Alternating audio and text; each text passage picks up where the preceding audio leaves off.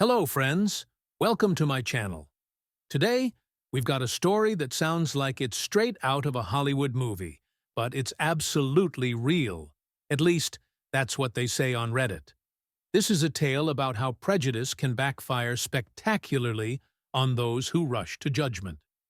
At the heart of it is a cop with questionable motives, a man he pegged as an ordinary suspect, and one of those twists of fate that left everyone in the courtroom with their jaws on the floor.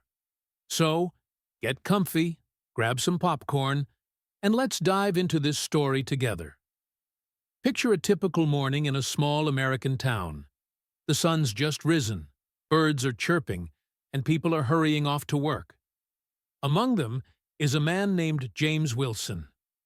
He's 38 years old, dressed in an impeccable suit, holding a briefcase, and looking like someone who knows exactly where he's headed in life. And that's no surprise, because James is a federal prosecutor. Yep, you heard that right. He's one of those people who uphold the law, untangle complex cases, and put real criminals behind bars. But on this day, his life was about to take a wild turn because of one random encounter. James lives in a quiet neighborhood where everyone knows each other. He's African American, but in this town, that had never been an issue. Or so he thought. That morning, he stepped outside to grab his mail when he noticed a patrol car creeping down the street. Behind the wheel was Officer Thompson, a guy with 15 years on the force who fancied himself a street-savvy veteran. Thompson's eyes locked onto James immediately. Why? Well, let's just say he had his own way of spotting suspicious people, and skin color, sadly, played a big part in that. Thompson pulled over, stepped out of the car, adjusted his belt, and marched toward James. "Good morning, sir," he said, but there was nothing warm in his tone. James, who was flipping through his letters, looked up and smiled. "Good morning, officer. How can I help you?" he replied calmly. But Thompson wasn't in the mood for pleasantries. "I need to see your ID," he snapped. James raised an eyebrow, surprised. "ID? For what?" he asked. "Just show it to me and everything will be fine," Thompson insisted, his hand already resting on his holster. James wasn't the type to panic. He knew his rights, not just as a citizen, but as a lawyer with years of experience. "Officer, I have the right to know why you're stopping me. I'm just standing outside my own house," he said, keeping his cool. But Thompson had already made up his mind. In his head, James wasn't a prosecutor or even a regular resident of this neighborhood. To him, James was a suspicious character up to no good. "Don't make this harder than it needs to be," Thompson growled through clenched teeth. "Show me your ID, or I'm taking you in." At that moment, James realized things were spiraling out of control. He could have pulled out his federal prosecutor badge and ended it in a heartbeat, but something inside him snapped. Why should he, a law-abiding citizen, have to justify himself to someone who wouldn't even explain why he was being stopped? "I haven't broken any laws," he said firmly. "If you don't have a reason, I'm going inside." He turned to head back to his house. That was the last straw for Thompson. He grabbed James by the shoulder, spun him around, and slapped handcuffs on him. "You asked for this," the officer muttered, shoving him into the back of the patrol car. James didn't resist, but his eyes burned with indignation. "You're making a big mistake," he said quietly, as the door slammed shut. Thompson just smirked. "We'll see who's mistaken here." An hour later, James was sitting in the local police station. Thompson had written up a report claiming he'd detained a suspicious subject who refused to cooperate. In his version of events, James came off as a typical troublemaker dodging accountability. But the officer had no idea that the man he'd just locked up knew the law better than he ever would. James stayed silent, biding his time. He knew the truth would come out, and it wouldn't just mean his release. It'd be a gut punch to Thompson's ego. Meanwhile, whispers started rippling through the station. One of the younger officers, going through James's belongings that were confiscated during the arrest, spotted something odd. "Federal prosecutor?" he asked a colleague, holding up the badge. "You're kidding, right?" the other replied, but it didn't take long for him to realize it was no joke. Word reached the station chief, who turned pale instantly. "You're telling me we arrested a federal prosecutor for standing outside his own house?" he demanded, feeling the situation slip out of his grasp. But Thompson hadn't caught wind of the storm brewing yet. He was sitting at a desk, sipping coffee, when the chief burst into the room. "Care to explain what kind of circus this is?" he barked, tossing James's badge onto the table. Thompson glanced at it, and the color slowly drained from his face. This has to be a mistake," he stammered. But the mistake had already been made, and now its consequences were about to unfold in court. Panic swept through the station as everyone grasped the gravity of the situation. This wasn't just a mix-up. It could cost someone their career. The chief ordered the paperwork rushed to get the case out of their small-town hands, but Thompson, instead of backing down, doubled down. He insisted the arrest was legit and said he'd defend his actions in front of a judge. The others exchanged glances, too stunned to stop him. James, still in his cell, just waited. He knew the pieces would fall into place soon enough, and this day would stick with Thompson for a long time. Now, picture this: a small suburban police station, usually a sleepy little place where nothing much happens, suddenly turns into a hotbed of chaos. All because of one detainee, James Wilson, the federal prosecutor Officer Thompson had mistaken for a shady character. The station chief, a guy named Captain Harris, was already tearing his hair out, realizing this wasn't some minor hiccup. This was a ticking time bomb that could blow up his team's reputation, and his own, into smithereens. The station was buzzing with a mix of panic and disbelief. Junior officers whispered to each other, casting nervous glances at the holding cell where James sat, while the veterans tried to act like everything was under control. But deep down, everyone knew something had gone terribly wrong, and the fallout could be massive. Thompson, though, was still trying to keep his chin up. He stood by the coffee machine, clutching a plastic cup so hard his knuckles turned white, when Captain Harris stormed over with a look that promised nothing good. "You're telling me you arrested a federal prosecutor with no grounds whatsoever?" Harris hissed, his voice quivering with barely contained rage. Thompson shrugged, attempting to play it cool. He was acting suspicious, wouldn't cooperate. "I followed protocol," he said, but even he could hear how pathetic it sounded. The confidence that had carried him through years on the job was starting to crack. He didn't want to admit he might have gone too far this time. His mind raced with excuses. He didn't show ID right away. The areas had issues. I was just doing my job. But buried beneath it all, a seed of doubt sprouted, one he desperately tried to squash. And James? He sat in the holding cell, arms crossed, looking like he was waiting for a bus rather than the resolution of this ridiculous mess. He didn't shout, didn't demand a lawyer, didn't bang on the bars. Why? Because James knew the law was on his side. More than that, he knew Thompson had just dug himself a hole he couldn't climb out of. In his mind, James was already piecing together a plan, not just to get out of there, but to make sure this incident became a lesson for everyone involved. He was calm, but not out of indifference. That calm was a weapon, forged from years in courtrooms facing opponents far tougher than an overconfident small-town cop. He could almost picture how it'd all play out, and he felt a flicker of pity for Thompson. Almost, but not quite. Things started getting interesting back at the station.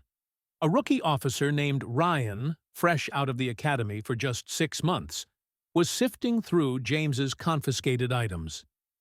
He was one of those guys who still had a spark for the job and paid attention to the little things. When he saw the badge, he leaned closer to his screen, as if he couldn't trust his own eyes. "Federal prosecutor?" he asked, turning to an older sergeant named Bill, who was lazily flipping through a newspaper at the next desk. "You're joking, right?" Bill replied, not even looking up. But Ryan wasn't kidding. He stood up and walked over, badge in hand. "See for yourself," he said, handing it over. Bill took a look, and his eyebrows slowly crept up. "Well, damn," he muttered, tossing the paper aside. "Thompson's in deep this time." The news shot up the chain fast. Captain Harris was in his office, rubbing his temples, when Bill knocked on the door. "Boss, you'd better take a look at this," he said, placing the badge on the desk. Harris picked it up, read it, then read it again, slowly, as if hoping the words would change. "You're telling me we locked up a federal prosecutor for standing outside his own house?" he asked, his voice a mix of shock and despair. Bill nodded. "Looks that way, sir." Harris slumped back in his chair, letting out a heavy sigh, like he was trying to exhale the weight of the whole mess. He knew this wasn't just a slip-up. It was a scandal waiting to explode. Onto the press, up to the brass in the Capitol, to anyone who loved seeing the police look bad. Thompson still didn't know the storm was closing in. He was at a table in the break room, sipping coffee and telling himself it'd all blow over. He'd talked his way out of tight spots before. His experience and reputation would pull him through. But when the door flew open and Captain Harris barged in, holding James's badge, Thompson knew this was different. "Care to explain what kind of circus this is?" Harris roared, slamming the badge down in front of him. Thompson looked at it, and the blood drained from his face. This has to be a mistake," he mumbled, his voice barely above a whisper. Harris leaned in close, eyes blazing. "A mistake? You arrested a federal prosecutor and you're calling it a mistake? You want me to explain this to the higher-ups? Or maybe the press, when they get wind of it?" Panic gripped the station. One officer suggested quietly letting James go and hoping he'd let it slide. But Harris knew that wouldn't fly. A man like James Wilson wasn't the type to just shrug and move on. He ordered the paperwork rushed to send the case to court, hoping they could sweep it under the rug there and show they were handling it. But Thompson, instead of backing off, went all in. He insisted the arrest was lawful, that James had resisted, and that he'd stand by his actions in front of a judge. "I'm not letting some suit intimidate me," he declared, though his voice wavered. The room went silent, everyone exchanging looks. Ryan whispered to Bill, "Is he for real?" Bill just shook his head. "He's digging his own grave." The next day, James was brought to court. Thompson sat in the courtroom trying to look confident, but his trembling hands gave him away. The judge, an older woman named Elizabeth Crow, entered and took her seat. She glanced at the papers in front of her, then at James, standing calmly in his slightly wrinkled suit from the day before, then at Thompson, and her eyebrows slowly rose. "Officer Thompson," she began, her voice as cold as a winter breeze. "You claim you detained this man for suspicious behavior. Can you explain what exactly raised your suspicions?" Thompson stood, adjusted his tie, and launched into his spiel.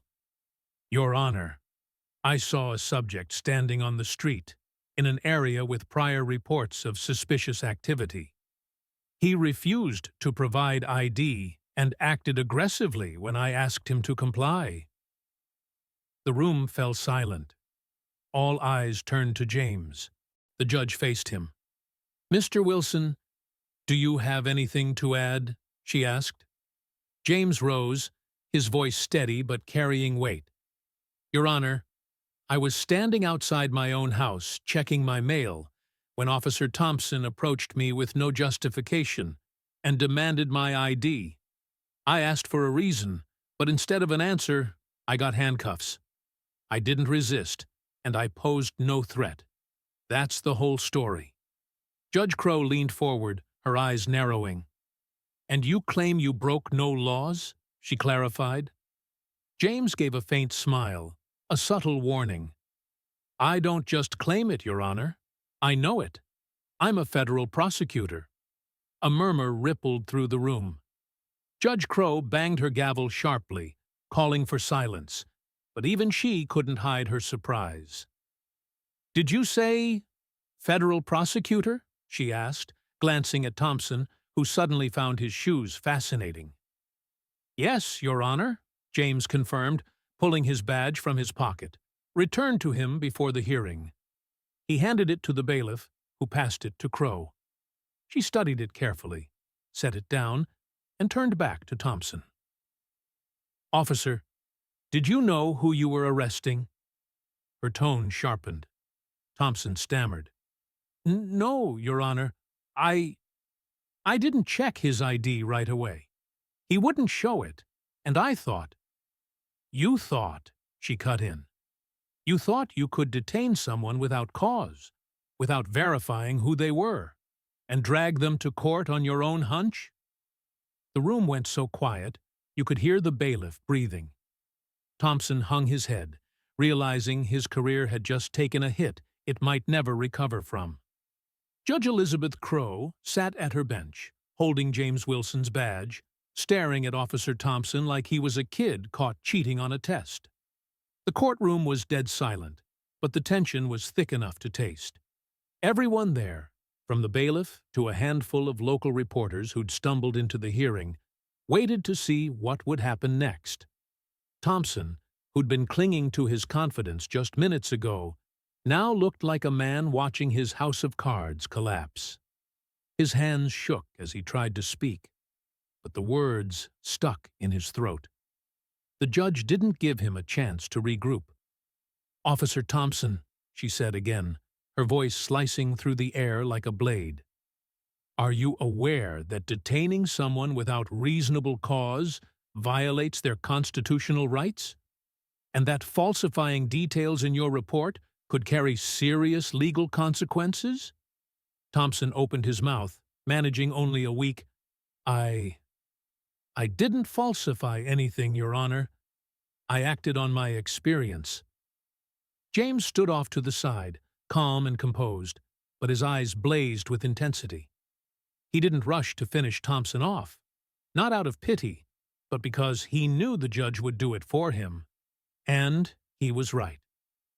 Elizabeth Crow set the badge down and leaned forward, her gaze so piercing it seemed to see right through Thompson. On your experience? She echoed, a hint of sarcasm in her tone that nearly made the bailiff smirk.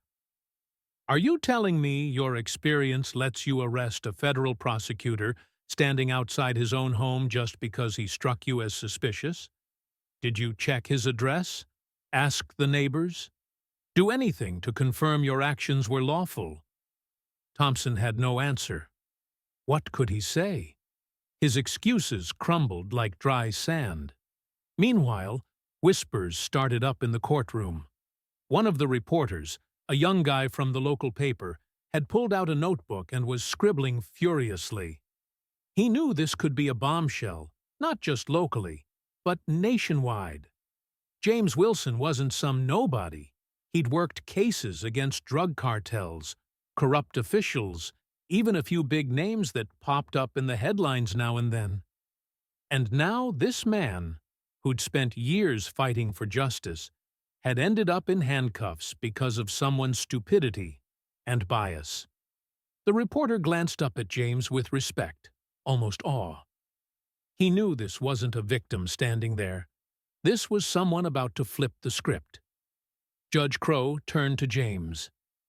Mr. Wilson, she said, a note of respect creeping into her voice this time. Do you wish to file an official complaint against Officer Thompson's actions? The room went quiet again. Everyone waited for his response. James paused, as if weighing his words, though he'd already made up his mind. "Your Honor," he began, his voice steady but heavy with meaning, "I don't want this to just be about me. I want it to be an example of what happens when people in power act on prejudice instead of the law. I broke no rules, yet I was detained, handcuffed, and hauled into court with no evidence. If I weren't a federal prosecutor, if I were just an ordinary citizen, would I have gotten justice?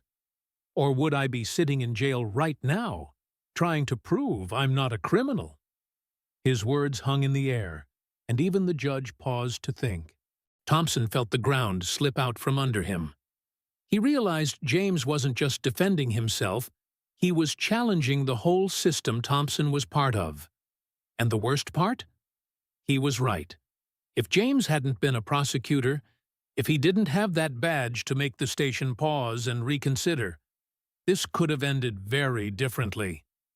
Thompson pictured dozens, maybe hundreds of people who'd been in similar situations with no way to prove their innocence. But right now, he couldn't think about them. He was thinking about himself, his career, how he'd explain this to his bosses, his wife, his friends. The bravado that had always shielded him melted away, leaving only fear and shame. Judge Crow picked up her pen and started writing, her face stern but thoughtful. "Mr. Wilson," she said after a moment, "your words carry weight. This court can't ignore what's happened here. Officer Thompson, I'm ordering a full investigation into your conduct in this matter. Your report will be reviewed and your actions judged against the law.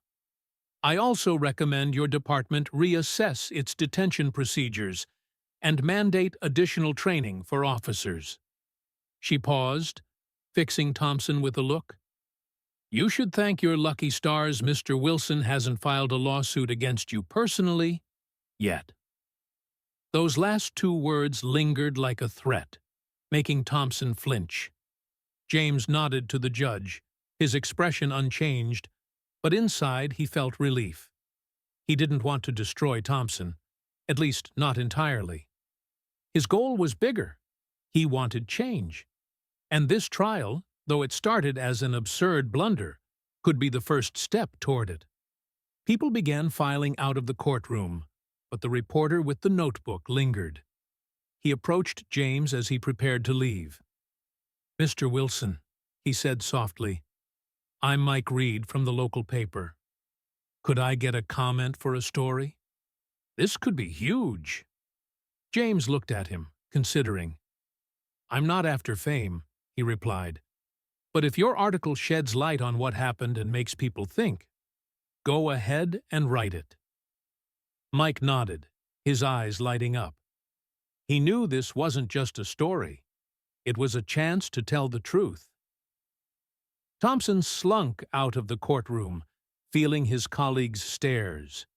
He knew going back to the station would be rough. Captain Harris was waiting with a barrage of questions, and Ryan, the rookie who'd first spotted James's badge, had probably already spilled the details to everyone. Thompson pictured his reputation, built over years, crumbling before his eyes. But the worst was still ahead. The investigation the judge mentioned could uncover not just this mess, but other methods he'd thought were fine. He got into his car and sat there for a long time, staring into space, trying to figure out how it had all gone so wrong. James, meanwhile, went home. He walked into his quiet house, dropped his briefcase on the couch, and sat down with a cup of coffee. He didn't feel joy at winning, just exhaustion and resolve.